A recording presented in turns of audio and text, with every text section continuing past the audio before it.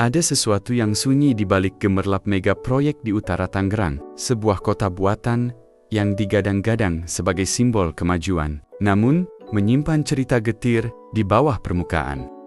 Jika kita berdiri di tepi jalan yang baru diaspal, mungkin akan terpana oleh rencana besar di sekelilingnya. Namun di tanah yang sama, suara-suara rakyat yang pernah tinggal di sana teredam oleh deru alat berat.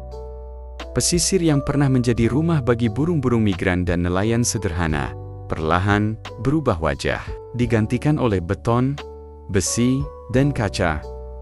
Gambaran kemegahan tiada dua. Tapi, untuk siapa? Mereka kehilangan rumah, tanah, mimpi, cita-cita, dan harapan. Semua demi mega pembangunan yang disebut Pantai Indah Kapuk PIK kedua. Terbaru, PIK 2 mendapat keuntungan berlimpah lantaran program proyek strategis nasional. Megah, modern, dan menjanjikan segalanya. Namun, jika kita menggali lebih dalam, adakah harga yang pantas untuk sebuah pembangunan tanpa keadilan? Nyawa manusia seolah tak ada harganya. Penggusuran, intimidasi, dan pengabaian terhadap hak-hak masyarakat kecil menjadi bayangan kelam dari ambisi besar ini. Kegetiran mereka sunyi, tak terdengar oleh para pemodal, juga pemerintah pusat. Perlawanan masyarakat kecil, termasuk aktivis yang membela mereka, dibalas tekanan. Mereka dipaksa diam, sementara beton-beton raksasa terus berdiri, tanpa henti. Ada hal yang lebih membuat hati makin ngilu, yaitu dukungan dari sebagian mahasiswa. Generasi muda yang seharusnya kritis dan berdiri bersama rakyat kecil, justru memilih berdiri di sisi para pemodal. Dengan alasan kemajuan ekonomi, serta sinergitas pembangunan pemerintah dan swasta, mereka seolah memejamkan mata, tak peduli terhadap derita rakyat yang terpinggirkan. Padahal sebagian dari mereka pernah menyuarakan korban pembangunan PIK 2, perampasan tanah, pembatasan jam operasional truk, hingga penggalangan dana untuk korban meninggal dunia.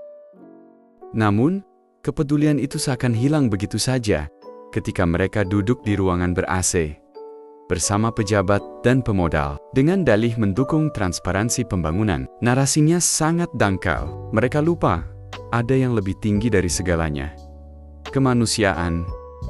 Sebab pembangunan tidak bisa disebut sukses jika meninggalkan jejak penderitaan. Mereka abai terhadap dampak ekologis dari alih fungsi lahan besar-besaran. Para mahasiswa itu memilih mendukung narasi pemodal dan pengembang tanpa mempertimbangkan sisi kemanusiaan.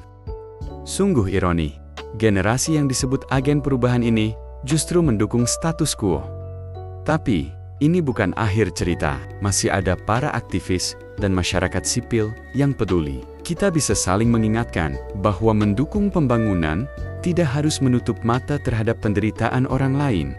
Kita bisa membantu aktivis yang berjuang di lapangan, menyuarakan kebenaran, dan mendukung hak-hak warga terdampak. Memberi support kepada mahasiswa yang masih peduli pada masyarakat kecil. Mungkin tidak semua mahasiswa paham bahwa pembangunan tanpa keadilan hanyalah perpanjangan dari ketimpangan yang sudah ada.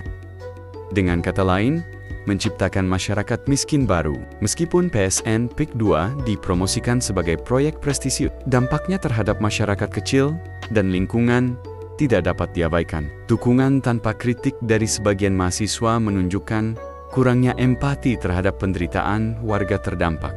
Sebagai masyarakat kelas menengah yang peduli, kita harus berdiri bersama para aktivis, memperjuangkan keadilan, dan menolak segala bentuk intimidasi.